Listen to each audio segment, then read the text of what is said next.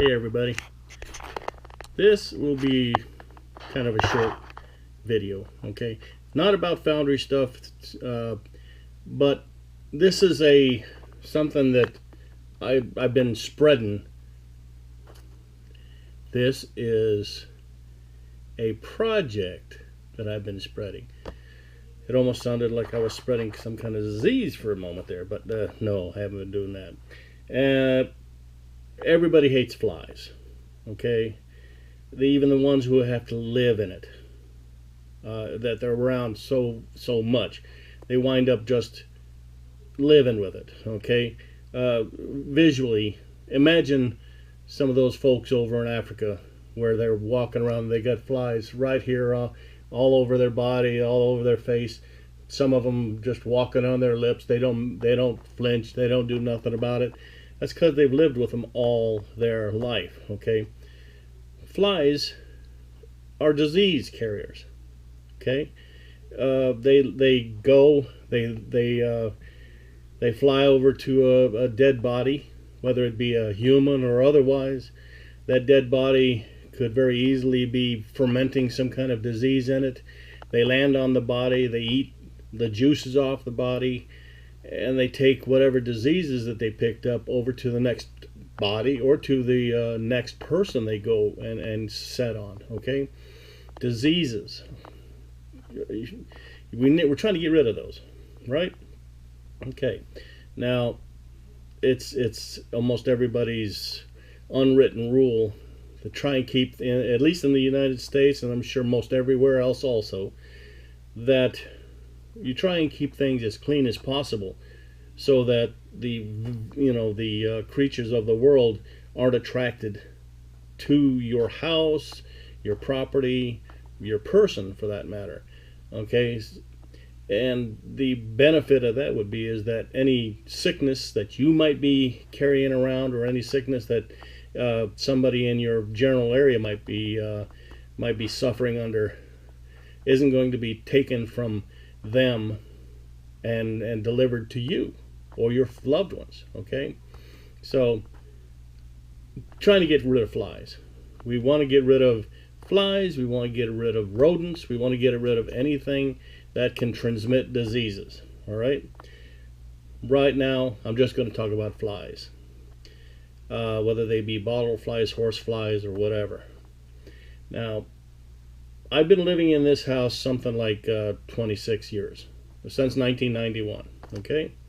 And when we first moved in, we being my wife and kids, moved into this place, less than a 1/16 of a mile as the crow flies, there was still an open garbage dump, okay? We didn't get much smell of it over here because the winds that they were mostly heading from west to east, and the garbage dump was east of us. Luckily, less than a year after we moved in, probably even just 6 months after we've moved in, they shut down that garbage dump. The bulldozers dozed it into nice even piles, and they covered it over with plastic. They covered it over with soil. Was it plastic? That almost don't sound right. Well, it was a membrane that in time would break down and return to the earth. Anyway, but it would keep any fluids that was in the garbage from leaking out and going into the water base. I mean, the water table around here. Okay? But ever so often we would get a reverse wind, and it wasn't absolutely terrible. Mainly what I remember is there definitely was a chemical smell to it. Not necessarily a rotten smell, but almost a toxic chemical smell. So we were very happy that they closed that down and they're covering everything up. Problem is, what they had left was the flies.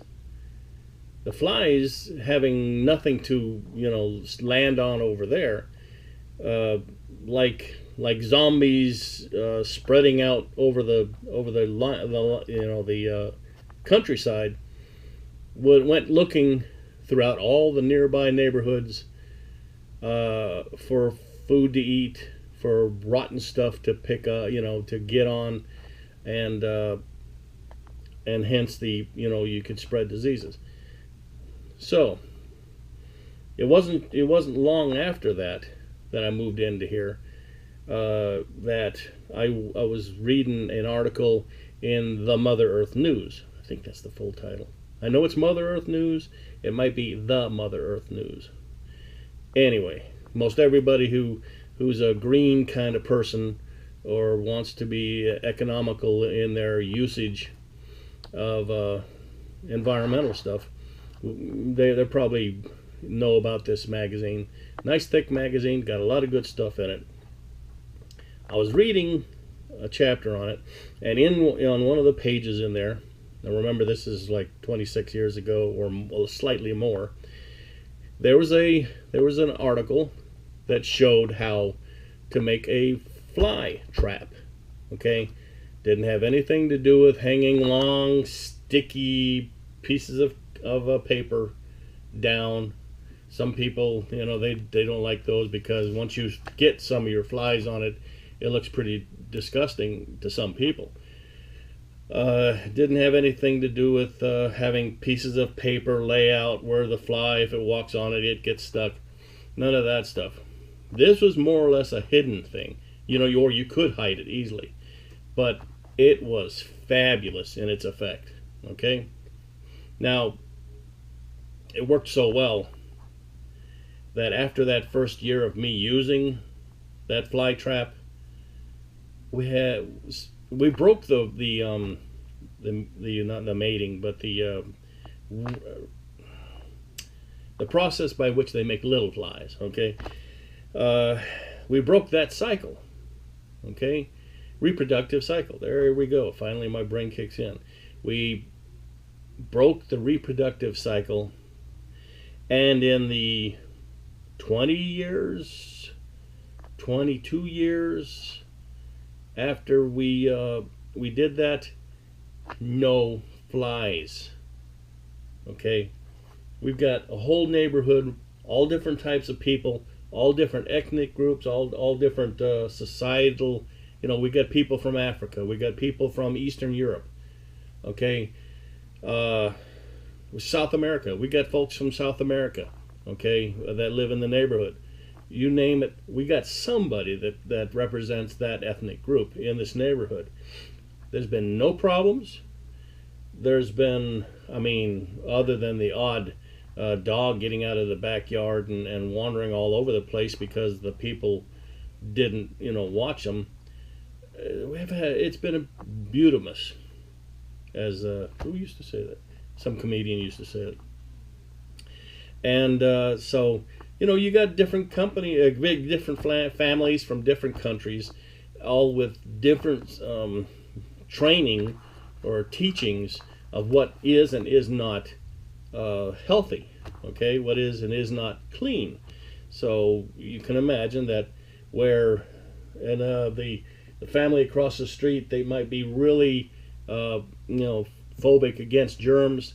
The person down the way might have a pile of garbage in their backyard that they don't know what to do with yet, and they just letting that sit there and ferment. No flies. And the only reason why I can say that there are no flies in my neighborhood, well, near my house anyway, is that we disrupted the reproductive cycle. Here's the fly trap. Now, you need to get a liter bottle. The clear plastic liter, it doesn't have to be, well, it should be clear. Try to get clear, but a tinted plastic bottle will work just as well, I'm certain. Okay? You get a liter bottle. Now, I walked around the house looking for a liter bottle. I thought I had saved one for this time of the year so that I could make another fly trap and possibly, see if there was any flies that are around and catch them. Okay, I've seen like 2 flies this year. Okay, and they were the tiny little flies, not the big bottle. What do they call those, bottle? Certainly no horse flies, and none of the usual household flies that you might see. These were the tiny little flies. They're not the yellow flies. They're actual the flies that you associate with hanging around garbage and such. But they were tiny. Now I don't know if they're tiny because they're a smaller breed or if they're tiny because it was just a baby fly. Can't say.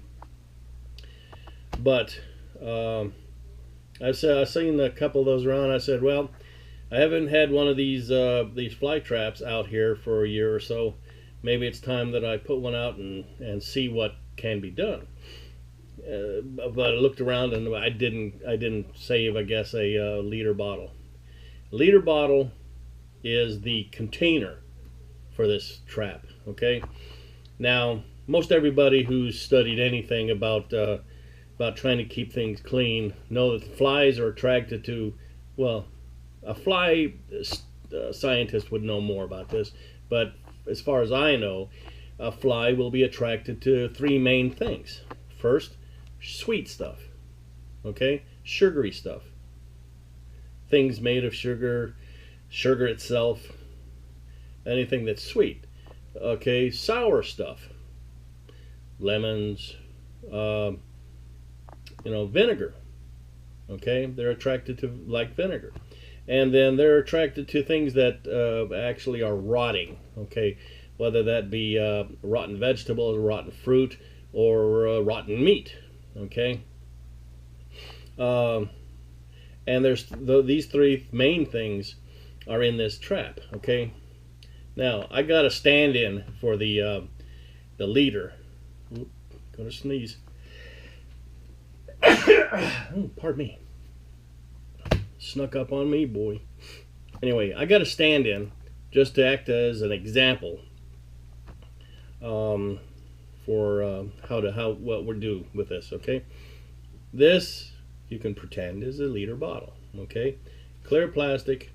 You have mainly straight sides, and then at one point on this straight side it starts curving in towards the neck. All right.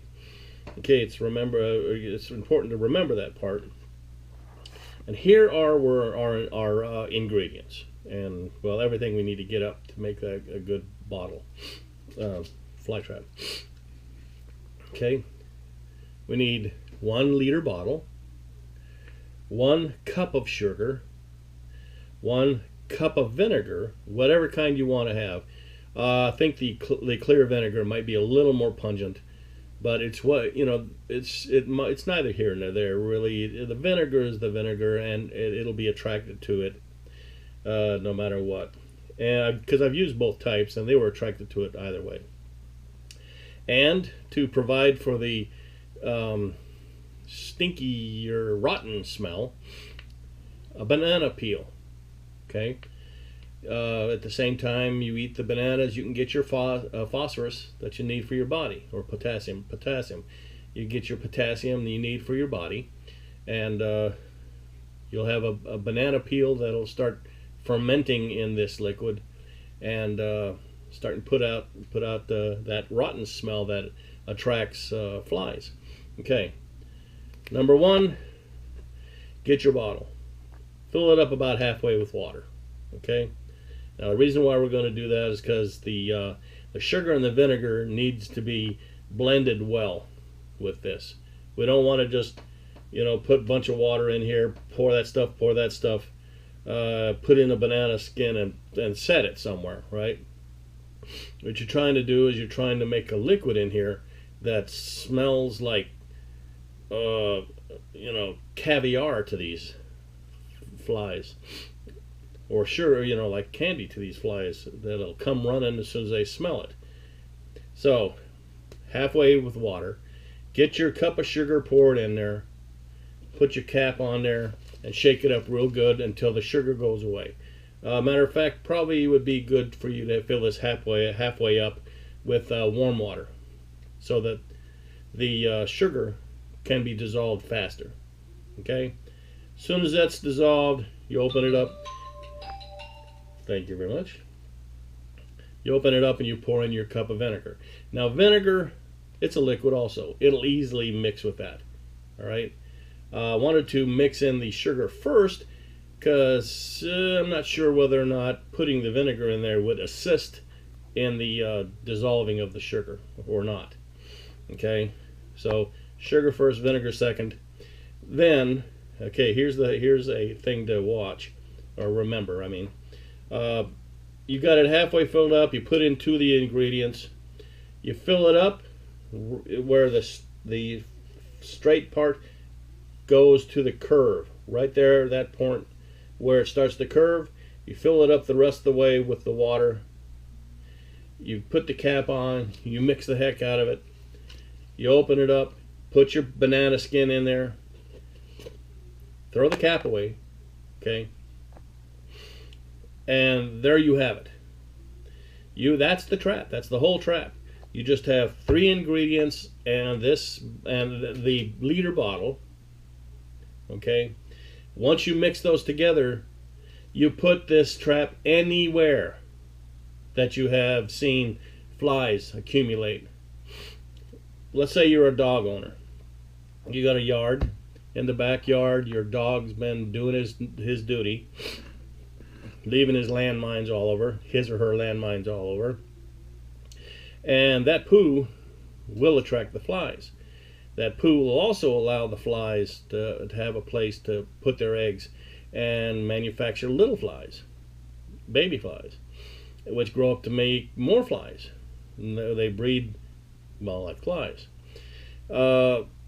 So you need a trap to attract them. In that case, this has got 3 of the things in it. It's like a full course meal for the flies. It'll be attracted to this faster than it'll be attracted to just the poo that's on the ground. And if you know anything about poo, they start developing a hard case anyway. So this will attract them more. As soon as you put these out, the fumes from this, now when I say fumes, I don't mean that it comes out with some ungodly terrible smell, because it doesn't. You can take the smell even a day or so after you've set it out, try to smell it, you can't smell it. You can waft it towards you, and you might smell vinegar, okay, but it's not a bad smell. So you set that out somewhere where you've noticed a lot of flies, and you let them come to it. What it does is, let's say this is on the ground or on a stone or on your barbecue, wherever you're not using right away, and you want to attract the flies. They'll smell it. They'll come towards it like a bloodhound. They'll come towards that scent. They'll land on here. They'll walk around. They'll find the smell coming from in here, and then they'll stay on the plastic, fly and walk around. They'll stay up here basically because you're going to have all kinds of little droplets of that stuff when you're mixing it staying there, and they'll stay in there feeding off of that. Finally, they're done feeding. They want to go bye-bye. They go, and there's no place for them to go. They can't get out. Okay? Flies don't look up. All right? They don't look up and say, "Oh, there's the hole," and they go. Okay? They almost always looking forward. They're going around, looking around. They will not see the exit here. In time, they'll get tired. They'll attach themselves to the side, or they'll fall onto the water. Okay, eventually they drown. Right, and that's repeated over and over and over again. Okay, now there was one time. Now still imagine this is a liter bottle. There was one time where all it was, when I made this one trap, all it was just this. It was a clear liquid and a banana floating in it, And then less than a week later, I went out and looked, and where the water's edge used to be was now a solid floor of flies. But it wasn't just that much. The flies were that thick in here now.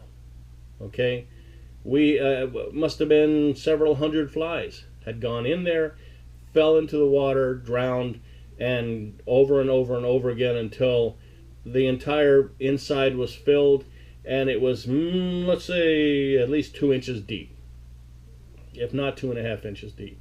Okay, I saw that. I said, well, the flies, okay, they've kind of stopped the whole process by putting a fly plug in there. I'll make another one. So I got another one, made it up, put it in its place, and the one that I had, see, no chemicals in here. Everything is natural. So what I did is I went and poured out the liquid. The liquid did pour out. Put that in the trash. And so what we had was a bottle, a banana peel, and a couple of inches of dead flies, and it was going to the trash, or rather to the dump. Okay, all of it's dead. They're not coming back alive. After I had 2 of that same thing, no more flies for years. No more flies. And I put it in several different places. Okay, put it in the backyard where the dogs at that time would go around and do their business. I collected a lot of flies out of the backyard, and then when I made a place for the garbage cans to actually be put and kind of hidden, I made up another one of those and put it in between the garbage cans. And of course lids were on the garbage cans, even though that would kind of make the flies come to them. As soon as they got in there, they found an open meal in that big bottle and went in there and then died. Okay, dead for years. No flies at all, ever. Okay, it's just been recently I've seen those couple of small flies that's kind of a harassing. And so I've been thinking about making another one to catch the ones that will be attracted to it. The good news about this is with it not putting any smell out, okay, you can put this in the house too. All right. Now, some of you out there are saying, oh man, that would be disgusting looking at that thing, having dead flies in there floating and all that. All right, yeah, you're right. That might look bad. Well then, do this. Take the bottle, after you've made the thing, and wrap it in aluminum foil. Okay? Then put it somewhere where the kids can't get their hands on it and spill it. Nobody's going to touch it. And the flies will still smell that, still fly wherever. They'll follow it like a bloodhound and go in there, and they'll die in there, and you won't be able to see the mess because you'll have it covered with aluminum foil or any other cover, really, if you want to. All right, so you can have this inside or outside, and when you've gotten rid of all the flies inside, take it outside and let it sit out there and attract the flies that would have come into your house. Let it go into the trap. Okay, so this was the idea of this whole message for you. There's been, thanks to Keith Rucker, there's been a lot of folks have discovered my site, or my channel on YouTube, and I mean, it's there. You folks are from all over. Okay, some places will have a real bad fly problem. Some places will not have a bad fly problem because, well, some places are so cold that the flies can't live throughout the season. Not like here in Florida where they can. I mean, this place don't get cold enough for anything. Anything can live. So I wanted to spread this the trap formula recipe to all of you folks out there that's having any kind of fly problems. Okay, try it. You'll be amazed. And with if one of them fills up with flies, make another one. Okay, it's less expensive than having to take your kids or your animals to a doctor, whether it be a vet or a regular doctor, to try and figure out why they're sick. All right, so please avail yourself of this simple recipe. Get rid of the flies. I mean, it's not one of those things where they have to be here in the environment. Even though they might be a food item for something, you don't have to be with human beings. Okay, make the fly trap and your life will be without flies for as long as you keep using it. Okay, now don't forget, I will be making more videos for the Foundry stuff. I will be in the near future making videos describing how to rebabbit babbitt bearings. You know, a little bit of history of why they even exist, and so just keep your eyes open.